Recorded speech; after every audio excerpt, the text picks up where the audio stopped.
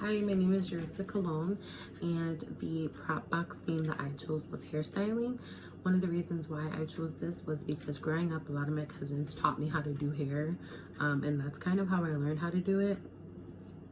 When I was 14, 15, I was actually able to do my cousin's hair, and they would pay me, so that was a little side job I had. I was actually going to also be going to a cosmetology school for hair and makeup, but I decided to just do makeup, so I ended up becoming a licensed makeup artist. But still, hair is something that I would think about doing. It's not something that I would necessarily think about doing now, but maybe in the future. Also, I chose this theme because working in a classroom, I feel like when it comes to thinking of themes for LEPs and stuff, working in the classroom is really helpful because you kind of put what you think your students would like, and that's exactly what I did. So a lot of the kids in my class, boys and girls, they love hairstyling. They always want to do each other's hair, so that's why I chose this, because I was thinking of them. So my content area is cognitive.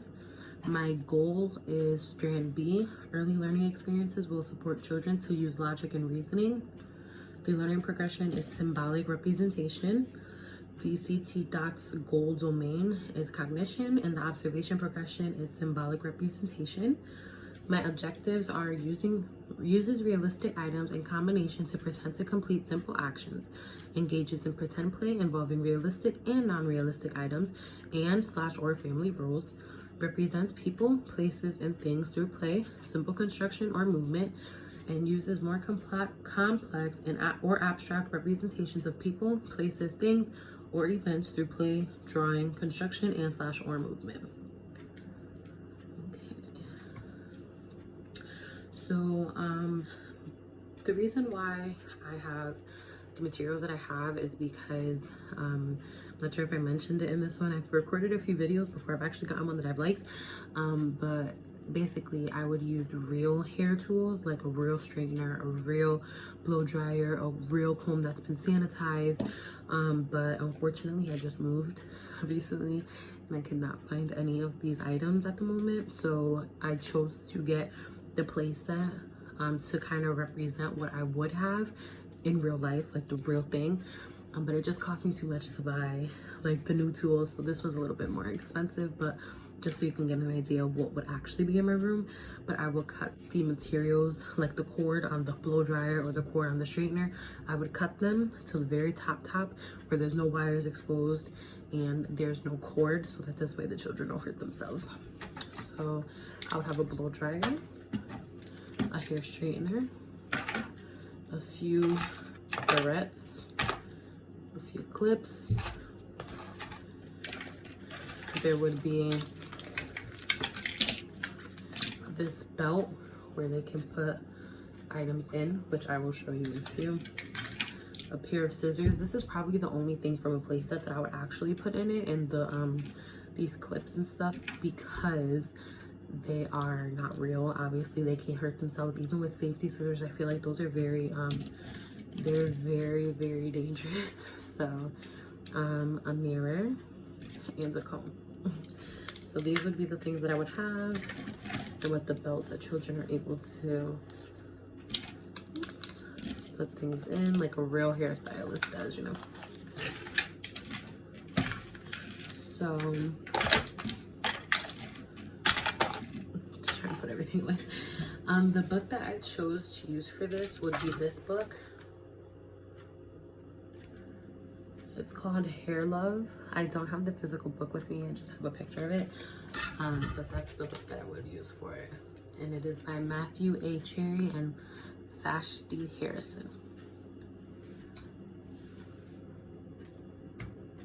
Okay, so for the pictures or the labels for the shows, what I would do is what we do in my classroom that I work in is we would take a picture of the items. So for example, we take a picture of the hair straightener, and we would take this picture of the hair straightener and we would label it hair straightener in big letters so that they can see a picture of what it looks like and also see what the word is.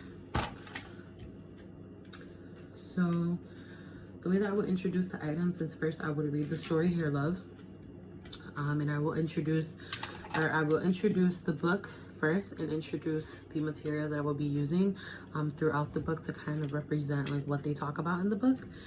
And then the teacher will ask questions such as, what kind of hair do you have? What kind of hair do I have? Do I have straight hair? Do I have curly hair?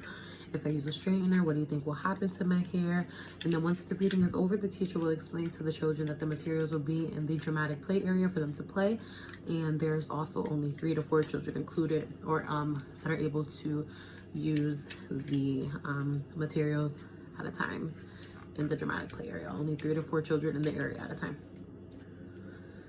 So the way that I would arrange the materials would be that I would, tell them to hold off for a few minutes, that and I would have, maybe while I'm reading or while I'm talking to the children, I will have one of my assistant teachers go ahead and put the materials on the shelf with their labels, so this way the children can see where they go and kind of learn that from early on. And then the children will be able to play with them once they are allowed in the dramatic play area.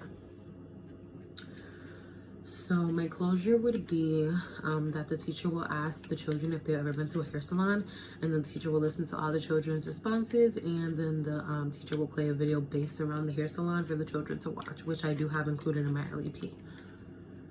So any accommodations for individual needs, what I would do would be basically to have the child or children sit close to or next to the teacher while they're reading the book. And then once the child chooses where they want to go for choice time, if they choose the dramatic play area, then I will go over with them. I'll explain what the materials are, kind of go over, give them a demonstration of how to use them, and then I will observe, or the teacher will observe from afar, so maybe from another, like another side of the room or whatever the case may be. So to evaluate children, I would use anecdotal notes for this observation, as well as photos and videos. And this way, the tools will be used in the children's folder so that the teacher can keep track of how the children are improving throughout the year. And then, so my Bloom's taxonomy questions, remembering is what happens when you go to a hair salon, understanding what are some hairstyling tools that they use at a hair salon, applying what are the types of styles a hairstylist can do on your hair, analyzing what is a style that you want a hairstylist to do on your hair, evaluating why do you think a hairstylist washes our hair first, and creating, can you draw out what you think a hair salon will look like. So the family connection that I thought would be the most appropriate for this would be to send out a letter or email to the parents, letting them know what we talked about in class, so that they kind of have an idea of what's going on. And then we would include a hair salon lesson and dramatic play experience, and the teacher will ask the parents if it's okay with them, if they can have the children practice or play on a child, like another person's hair, like their mom or their sister or their aunt or whatever the case may be, just so they can reenact the dramatic play at home. And the educational resources that I have was a YouTube video that is called Learn About Hairstyling, a hairstyling field trip, and my book. And that is it.